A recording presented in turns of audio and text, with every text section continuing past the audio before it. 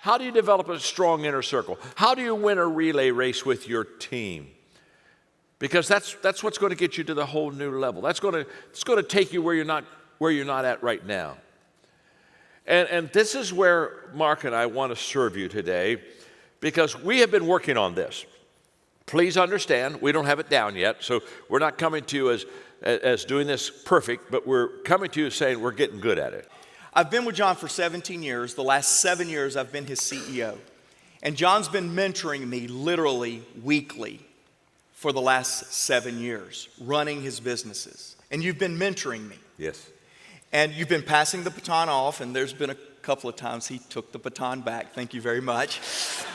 It's just because you dropped it. Yeah, something like that. I just picked it up. And there's been moments of great transition. There's been great moments of learning. But it's almost like now, even on the stage today, you are helping me with succession. And what occurred to me today, as I was just even thinking about sharing, you mentor in the area of your weaknesses. That's not calling you a weak business leader, but that's something that I do, Yeah. and it's not your strength zone. But you succeed in the area of your strengths. And what we've been working on over the last few weeks and last few months is some succession things, even in moments like this. And I will say this, because I always say this: to carry your mic, to stand on your platform is an incredible honor. And you've done that in this session today. You do that right now. But I don't take that lightly, because I know that's not easy for a guy that is good at running to hand the baton at the high point of the run, at the time when the run is the best. And we're on a run right now. Yeah. Our 6 companies are on a run. And for John, at the high point of his career, to be having this conversation with all of us is an amazing thing that I appreciate. And I want you to know that. I greatly appreciate it. So we're going to talk, I'm done, but we're going to talk about 9 things that I asked John to give me. And he's a better teacher than I, so he's going to teach on them, and I'll give a little color commentary. But note this, I'm going to give 9 things that I told you I needed from you, because he needs 10 things from me. So I got his list first, and then I cut one of mine because I wanted to have one less. Because when I'm receiving something from my mentor, I believe I should ask for one thing less than what he is asking for. So we'll start with my 9. You'll talk a little bit about it, and I'll give a little color commentary. This is good, isn't it, huh?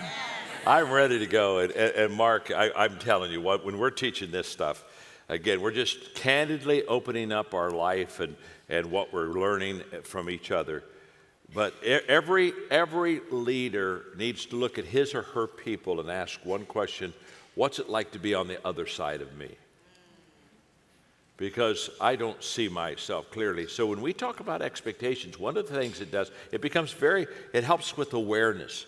Because many times when I'm mentoring him, I become very aware of what I don't do well and where I am very deficient and where he can help me make it up. So as he said, he needs a little less of me than I need of him. But the first thing Mark needs from me, and he brought this up first. I mean, I think this was number 1 to you. I mean, I'm not sure that all of them are in order, but this one I think was his number 1. He said, John, I need proximity. If I'm going to run your companies, I got to be close to you, because I got to know your heart. I've got to watch you in the flesh out leadership. I don't need just to hear from you or read from you. I need to watch you. You know, people do what people see. And so Mark said, I want to be close to you. And so we're very close. In fact, he travels with me most of the time. And that is our main mentoring time. Now, we're in contact every day by phone. But when he's with me, I just am able to flesh out things for him that help him. And I look at him a lot of times, and I basically ask him, because you're close to me, Mark, I'll say, do you have everything you need from me to move forward? Because what I've got to do is I've got to serve him. And so whenever we're on a phone call, Mark, what can I do to serve you? What do you need from me? What can I do to help you? Because I know that the quicker I can get what he needs from me over to him, the more he can have the empowerment and the thrust that he needs to make it happen. So proximity is the first thing, Mark. Yeah, and like I said, I've been with John for 17 years, and some of us, it takes a long time to learn. but I watched all of my predecessors, people that had led in my position before me, and as I was watching these men, these women lead, I began to notice when they lost effectiveness in your organization. And again, I kind of like what I do, so I took notes. And one of the things that I noticed is the further they got away from the founder, the visionary, the more they began to stray in their strategy and the less effective they were, not necessarily in profit margin, but in connecting that profit margin to the vision. And so again, not being the sharpest tack in the town, I wanted to stay a little longer than the other guys. So I said, hey, John, I really need proximity. And of course, you've given me that. But let me say one more thing on proximity. Right now, John and I, in a couple of our organizations, we've made a decision.